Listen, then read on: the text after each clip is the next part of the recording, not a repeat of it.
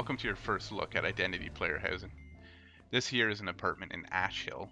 It's still not quite complete. We have a little more work left to do on interface and such, but even as it is, it's the most complete player housing I've ever seen in MMO. This inside is a 2-bedroom apartment, which means it can house 2 people, the owner and a friend. It starts off a little bit basic with low-level trims on the walls and such, and laminate flooring. All this can get upgraded. Almost everything is interactive, like this TV can be turned on, streaming YouTube videos. Oh my god, what the f happened? Alright, do me a favor. Call FSA Cheviz or something, he's in the beginning of the list, and tell him that ASDFZ needs that help we were talking about, alright? And like that, this radio streams live internet radio stations. Let me just turn this down a little so you can hear me. There we go, much better. Now, like I said, everything in here can be modified and upgraded. Almost every component, even the window trim, the window itself, your ceiling, all of the floors, your furniture is fixed, countertops, appliances, cabinets. Just about everything you can see can be swapped out. So let's get started here. I'll show you how it works on walls. First, we choose a covering. When these items are crafted and customized, that sofa that you see there, it can be made in leather, different colors of leather, fabric, all sorts of different ways. It's up to the designer. And this is a bookshelf is sort of a special container, so it can hold items like other things, but really it only holds books. And what's cool is when you put books in there, they're actually visible right on there. And this, now notice how this can't be placed anywhere except near that power receptacle. Now let's just fill in a little more furniture. Dining area over here will make it look a little more complete. So we have dining tables, and that's going to need a chair too. Now, like I said, most of this is crafted and customized by people. So when you order something, if it's online and not in a store, you have to have it delivered to your house. That means a transportation corporation or someone with the right job will actually bring it to your address and deliver it right into your house. If you have the right vehicle, you can do it yourself. Now this light attached to a certain socket, like this. There's a special item that can only go to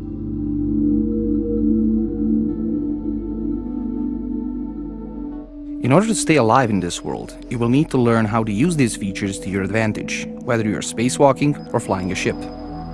Learning how to move and fight in zero gravity is no small feat. The concept is easy to understand and get into, but hard to master, and will present a challenge for any player.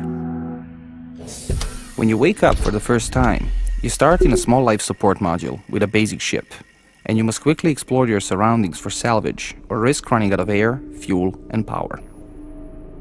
Remember that everything you do comes at a price.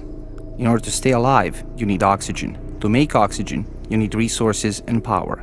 But everything around you is slowly falling apart. All ships and stations have systems and subsystems that require regular maintenance or they break down. Most systems have critical parts that can malfunction and render a system completely inoperable. The only way out of this situation is to find and replace a defective part. Exploration and salvage play a big part in the game. Spacewalking through derelict ships and stations is how you initially survive, and it is also a way to obtain tools, resources, new weapons, and other equipment. Another thing that is available to you is mining asteroids for raw resources. You need tools, a ship, and a suitable chunk of rock. It is time-consuming and requires you to leave the safety of your ship, but is far more reliable when looking for a specific resource. Keep in mind, however, that all resources require processing before use. This is how you turn ice and various rocks into fuel and oxygen. Building an outpost or a base in Hellion is no easy task. Players will come across salvageable station modules like reactors, hangars, life support units, and various corridors or airlock systems. All of these can be added to your station, and there is no limit to the number of modules you can add, as long as you have enough resources to sustain them.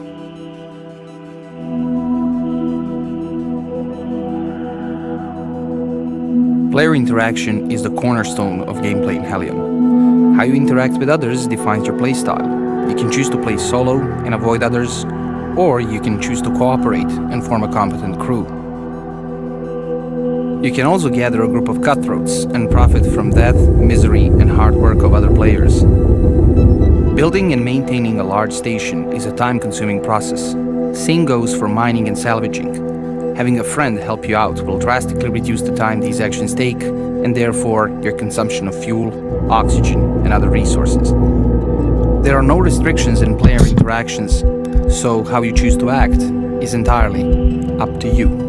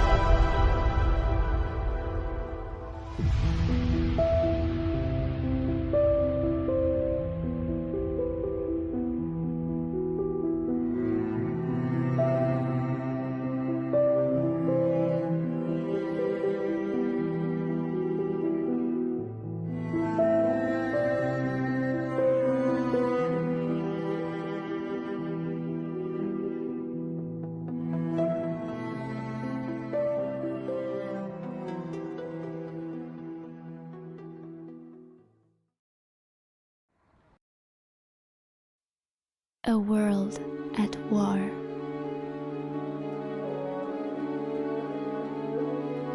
Another worldly threat. To face it, we must find her. She's the only one. The only one between us and annihilation.